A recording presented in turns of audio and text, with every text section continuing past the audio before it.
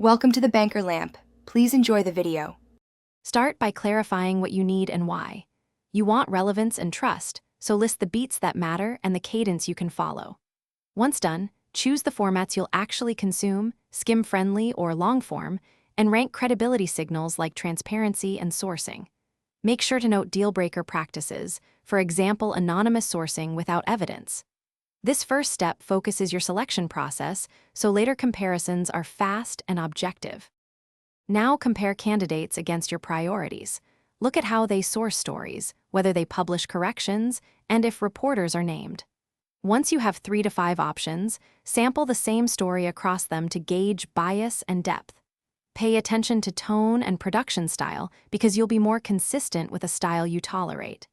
Make sure to test delivery, app reliability, notification preferences, and whether closed captions or transcripts are available for replay. Select your primary source and a backup, then set clear rules for when you'll switch if accuracy or fit declines. Start with a 1-month review to reassess relevance and trust.